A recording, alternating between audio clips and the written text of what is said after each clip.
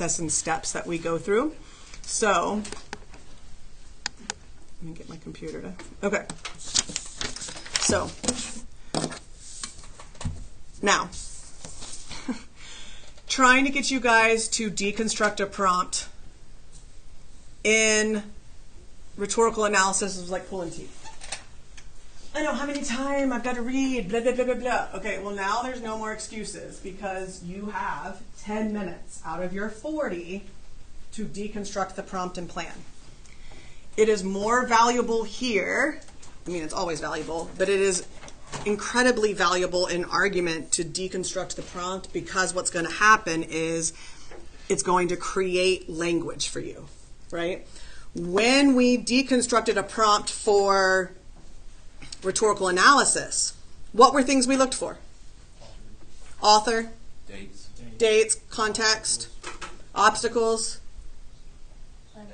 leverage, exigence, audience, right? All those things. So we're going to go through the prompt and look for similar things. Our prompt is always going to look the same. So the way that I want us to work through our prompt is from the beginning to the end, right? We're not going to kind of try to find things as we go through. We're going to work through it chronologically. So let's read this, then I'll talk to you about the parts of our prompt. American essayist and social critic H.L. Mencken, 1880 to 1956, wrote, "The average man does not want to be free, he simply wants to be safe. Write an essay that argues your position on Mencken's claim." 40 minutes, ready, set, go. Okay? So what happens is if y'all see that, y'all panic and you'll sit there for 40 minutes going, I don't know what to do. So we're going to deconstruct it the same way that we do as we do through rhetorical analysis. Now, what you see is you see a couple of things. We will always have like a person, obviously, whoever said the quote. They will give us dates. It may not be their date of their life. It may be the date of the event that they spoke on, right? It depends. There will always be a quote. Sometimes there will be some background information on the person, but not as in-depth as we had for rhetorical analysis. Majority of the time, you can probably say that you will not know them. If it's on they're on a quote for an event, would it be background on the event? If it's important to understand that quote, the meaning of the quote. Okay. But usually not. Yeah, usually not. All right, so let's work our way through. So, an American essayist, we know what an essayist is, right? A writer, okay. We know that he is American, so this is like his country. Let's look at a social critic. What is a social critic?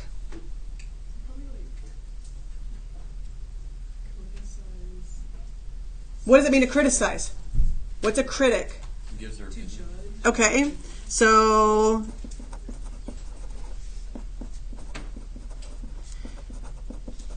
judges gives their opinion. Now, I will say like judges sounds very negative, right? And a critic could be, right? But not all the time. So what would a social critic address? What do you mean their social outlook? Like how the social sphere is working right then. What do you mean social sphere? I don't know. I'm thinking like two ideas. Like you look at the society. That's how society. Okay, so it's an outlook on society.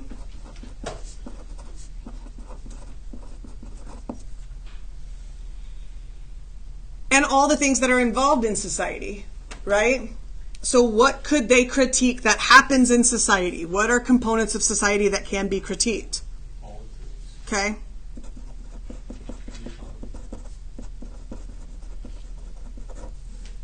You mean the Ager?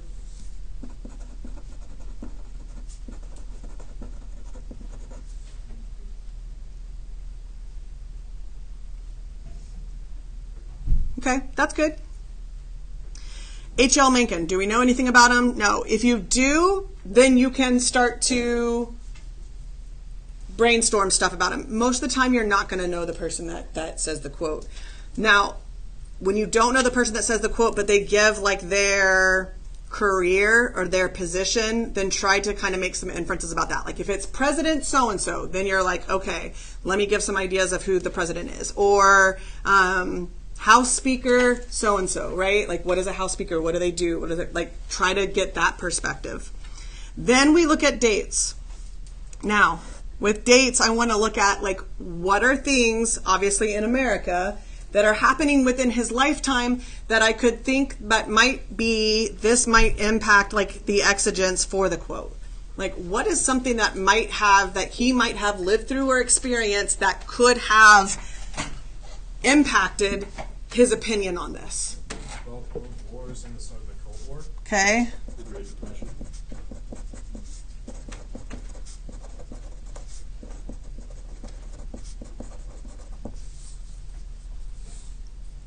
What else? I would say like the Red Scare, because this is like, well, he died like when it was like 1950s. Okay.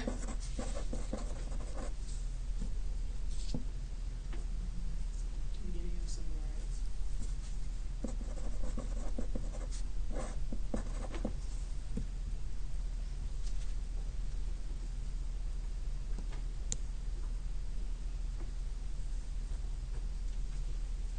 These are all towards the end.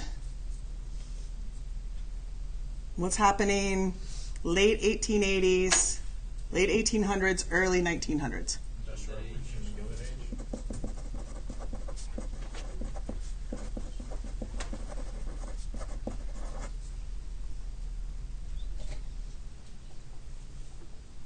The birth of fascism. Say that again? The birth of fascism. Well, only you would know that. No, I'm just kidding. And nationalism. Okay. You don't have to know everything, but here's a couple of things that this does. One, it helps to give you a little context to maybe what he experienced that would have caused him to have this idea. The other thing that it does is now what you've done is you've started to give yourself pieces of evidence that you can use.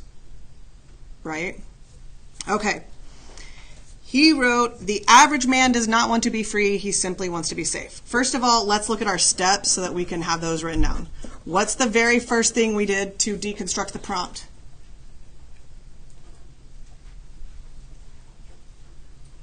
What's the very first thing we did to deconstruct the prompt? Deconstruct read the whole thing first, and then we start breaking it apart. Okay, so we read the whole thing. Yeah. Okay. Okay. Okay. Now what? What do we do next? You split it up. We what? You split it up. What do we do next? And what? Defined what? Nope. We look at the speaker. We deconstruct, like, who is he? Then what do we do? Dates or like his lifetime.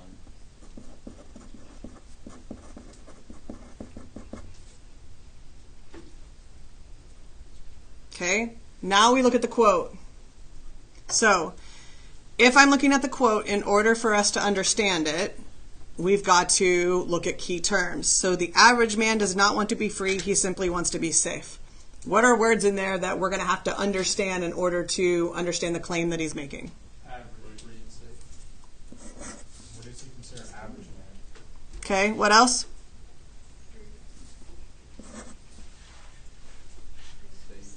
Okay. All right, so average man. What about simply? Oh, could be simply too. Yep. Okay, what does average man mean? What does that mean? You're John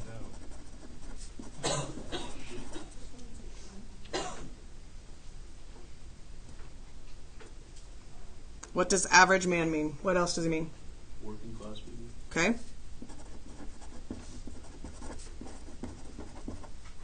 The middle class.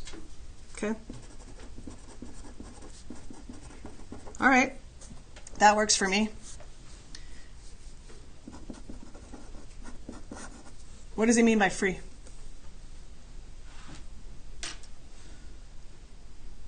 we can probably define it. So define free.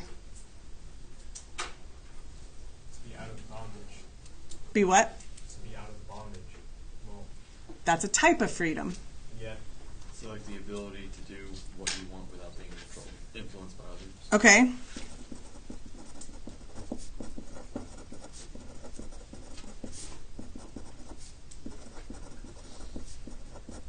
Would you say without being influenced by others? Yeah.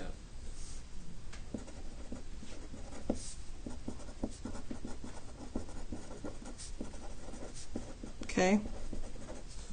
So there's a definition. Now let's talk about, like, how are we free?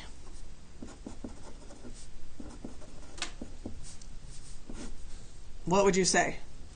How are people free? Like, what are types of freedom? Financial. Okay, financial, political,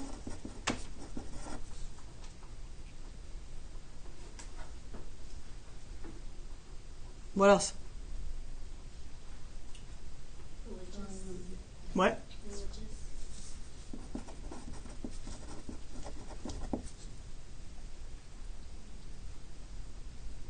If I keep saying what, like, I have an ear infection still, like in this ear, so it sounds like Charlie Brown's teacher in this ear, like wah wah. So if I'm like 90 years old, I'm like, huh? That's why. Servitude. What do you mean? Like being free, like instead of like You mean like a prisoner. physical? Yeah. Okay.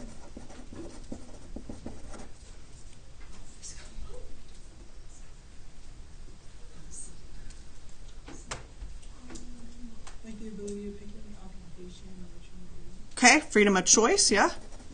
All right. Works for me. So now let's do safe first. So let's kind of go the same way. Let's define it. What does it mean to be safe?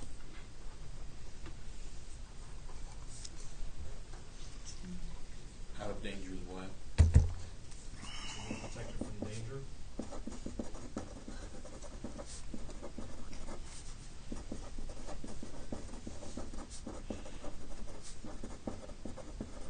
Okay.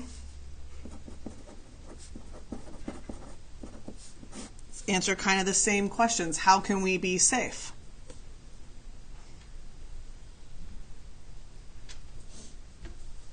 Militarily. What do you mean?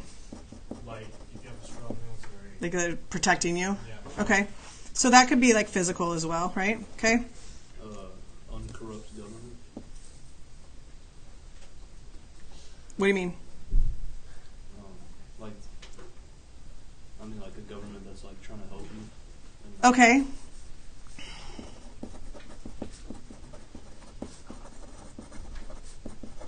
I mean, these could technically all apply for freedom as well. Okay. So we could do the same thing like safe, like financially. So Because- these could cross over. Because if you're safe, you're going to be able to make those decisions without being Okay. All right. influenced. Sometimes that works that way. Works for me. All right. So you said simply too. What does it mean to simply want something? Basic. That's it. You just want to be safe.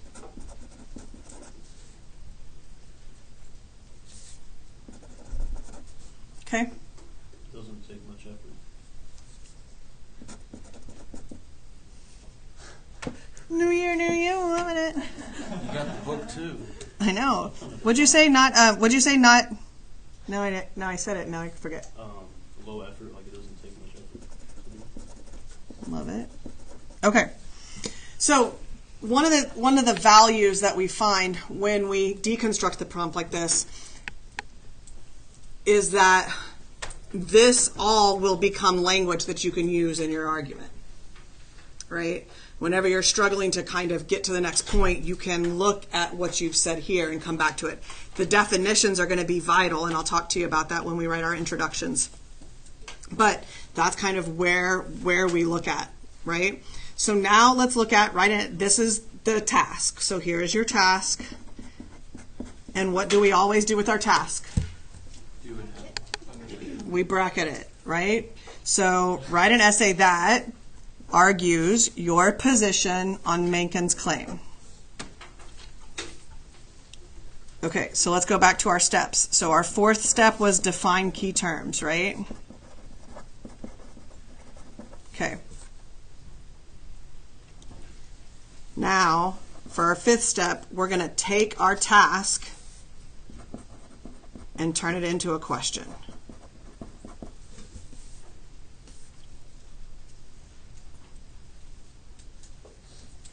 So our task, the question is Mencken's claim valid?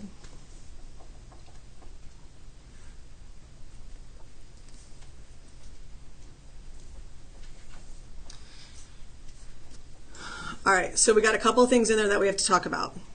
One, we have to look at positions, and this is kind of just your side note, right? What are the positions that we can take? We can agree, we can disagree, and we can qualify, or we can qualify. So let's talk about the difference of all those. Agreeing is easy, right? You are 100% for it. Disagree, you are 100% against it. What does qualify mean? Neutral? Nope. I give credence to the idea. Nope. Partially agree. Nope. There is no argument if it's partial. Qualifying is not yes and no. If you write 50-50, right? Yes in this circumstance, no in this circumstance. That's not an argument, that's a politician. That's 50-50. When we qualify, we have to think 80-20. 80% of your argument needs to be one side. 20% of your argument needs to be the other. You will not write a qualifying argument. Not in the beginning. What happens for most of y'all is y'all end up taking a position and then you try to qualify and you talk yourself right out of your argument. So let me give you an example if you want to kind of use this as like your example of what qualifying means. Death penalty. Agree. 100%. I am 100% for the death penalty. Yep, kill everybody. Disagree. I am 100% disagreeing. Nobody should be harmed. Don't hurt a fly. Right, Luke? Right? Yeah. Qualifying for the death penalty is yes, 100% kill everybody except in cases of diminished mental capacity. So qualifying is you are taking a position except in very specific categories. Right? So yes, 100% kill everybody except those that fall under the umbrella of diminished mental capacity. So the inverse for this case would be abolish the death penalty except for like high treason and crimes Yeah, like that. yeah. So if you wanted to do the opposite of that, yeah, absolutely. We'll talk about how you would actually write that argument later. Qualifying is a high level argument. I do not encourage you to qualify until you are getting solid scores in argument of a 1-4. Then I can talk to you about how we qualify. I've had too many kids think, oh no, I'll show you. And every time it's a 1-2-0, 1-2-0, 1-2-0. Because there is no true position, right? All right. So now what's hard about this? We have to paraphrase the claim. So the next thing that we'll do is we'll paraphrase the quote. This is a must, and I'll tell you why. You have to, in your introduction, and we'll talk about how we structure our introductions later, in your introduction, you have to paraphrase that quote. Do not just give me back the quote word for word. Here's the reason why. If you give me the quote back word for word, you are leaving it up to me, the reader, the scorer of your paper, to figure out what the meaning is. Right? So then as I read your paper, I'm going based on my understanding of it. Because you haven't told me what your perspective, what your interpretation of that is.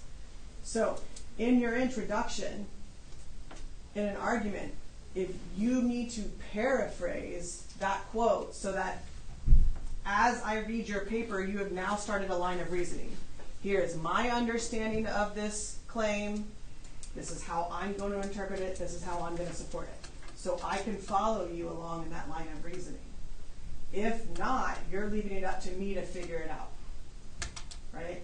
And that's where a lot of kids go wrong in argument, is that they don't define key terms, safe and free, in this instance, and they don't paraphrase the quote. They just give me the quote back word for word. So, work with your partner real fast. Paraphrase what it is that Macon believes. You got like 2 or 3 minutes. Ready, set, go.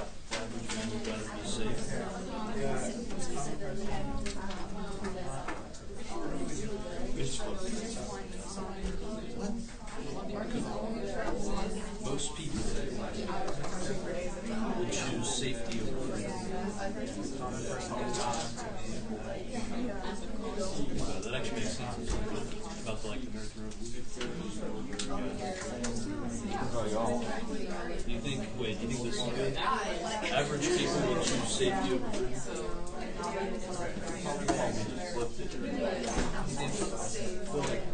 I didn't give him a choice.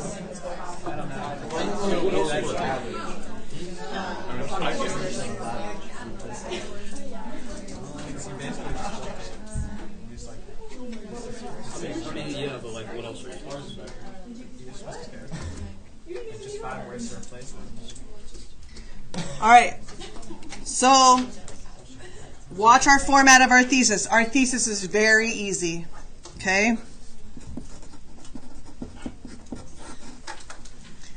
Our thesis is going to take the person and their quote. Macon's claim that, enter your paraphrase.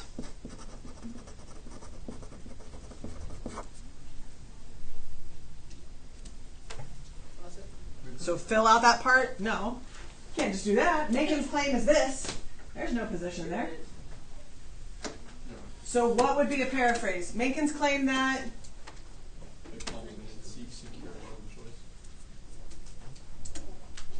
Seek security over choice. If you're safe, aren't you secure? Now you're making me make that jump. But you said to make that jump for you.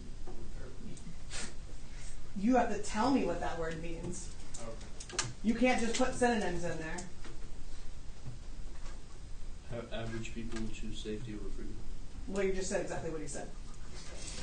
All you do is take out a couple words. I told you. Close! We roll! We roll! Sorry. Too similar. The common man, go ahead. Care for you, man. The common man, Values. okay. The common man values to be protected over the ability to do whatever they want. There you go. That works. What? So I can say protection instead of security. You're not supposed to say what's exactly the quote, right? But you just say, like, you have to tell me what they value, right? You have to give me an explanation. You have to define those things in there. You can't just use a synonym. You've got to define those key terms in your paraphrase. So, you have the paraphrase. Macon's claim that with your paraphrase is, and then your position. Your position has to be absolutely true,